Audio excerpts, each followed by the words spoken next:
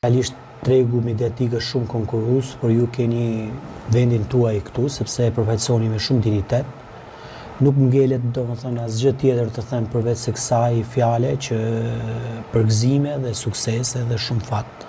Sepse nuk është e lehtë sot për të marrë një iniciativë të tillë, individuale, pa ndimin e askujt, vetëm thjesht nga dëshira dhe pasioni që keni për gazetarinë e lirë, mendimin e pavarur.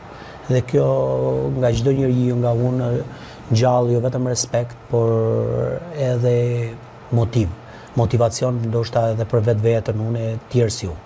Për të bërë gjërat mira ashtu siç keni nisur ju të bëni. Të falenderojmë shumë. Anri, një këndvështrim, dy herë kemi hyrë sot.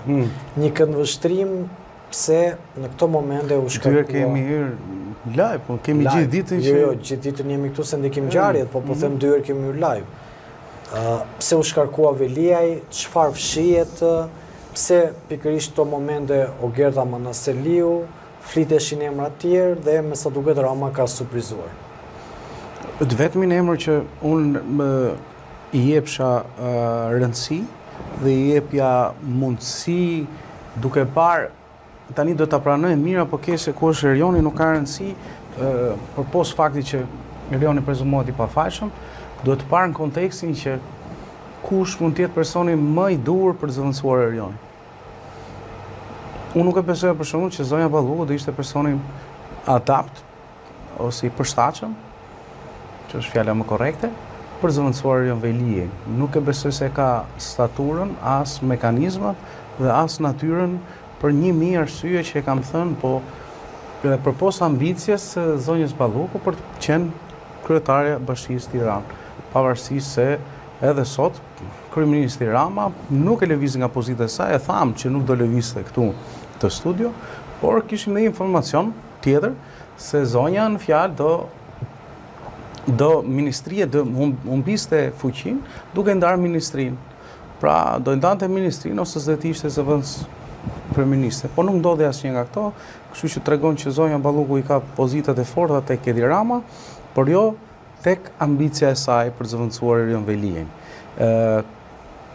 Përflitej edhe nga që Erion Veliaj ka ngritur stekën shumë lart, mirë apo keq, u pëlqen apo s'u pëlqen njerëzve, nuk ka rëndësi kjo. Për mua, unë që e shoh nga syri i komunikimit, pra i specialistit komunikimit, Zoti Veliaj ka ngritur stekën shumë lart që janë të rrallë ato, jo vetëm Partinë Socialiste, por kudo në politikë, që mund ta konkurrojnë në gjithë metodologjinë dhe në të gjithë mënyrën se si Zoti Veliaj drejtoi Bashkinë Tiranë.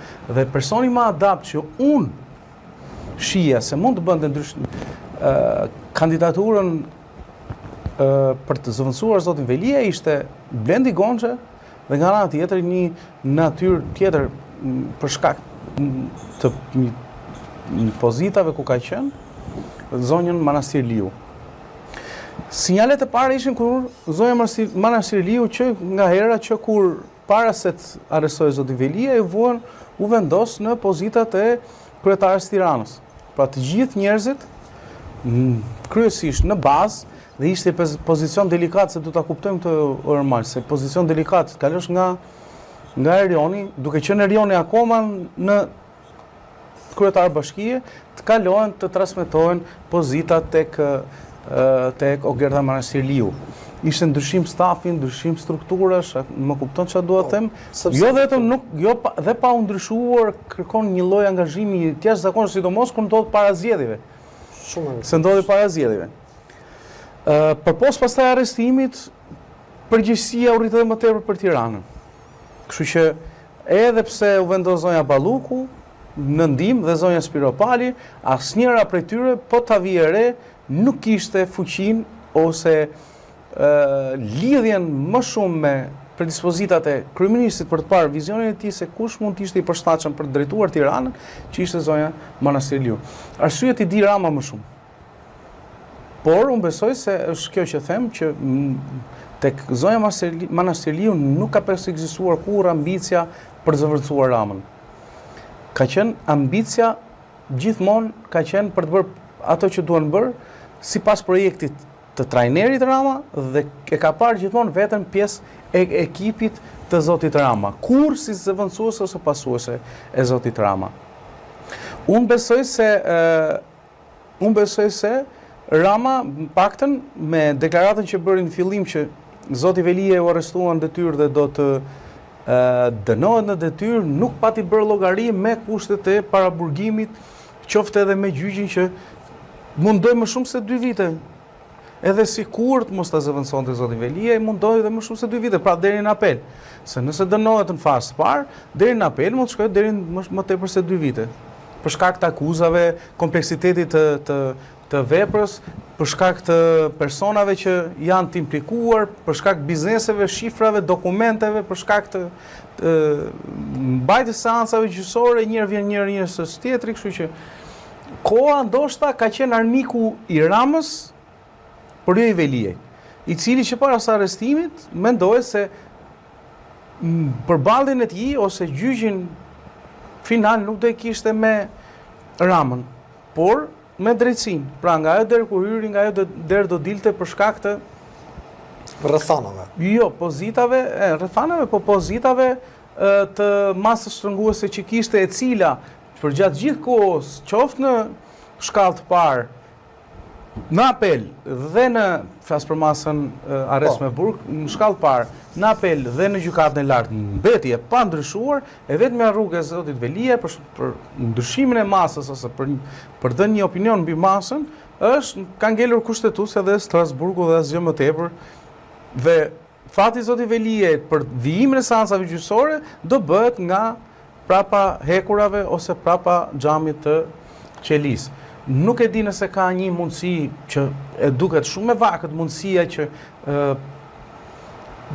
gjykata posaçme t'i lirojë Zotin Veliaj në kushtet e masës ekstreme, do thoja unë, të arrestit me burg, por do të shohim se si do zhvillohet për sa kohë ditën e djeshme, spak, djeshme ose përdjeshme, s'maj mend tani se po na ikin këto ditët na duken gjitha njësoj, spak ka lajmëruar se ka çuar dosjen e Zotit Veliaj për gjykim. Djeshme. Eldar, si e pe gjithë emërimet, kabinetin dhe më pas do doja dhe të më shpjegosh pak zëvendësimin e Veliajt me Manaseliun, edhe pse nuk pritej që të bëj ditën e sotme pak. Ajo çfarë ka në sy, domethënë gjithë këto emërime, zëvendësime që bëri Edi Rama kanë një emërues përbashkët për mendimin tim.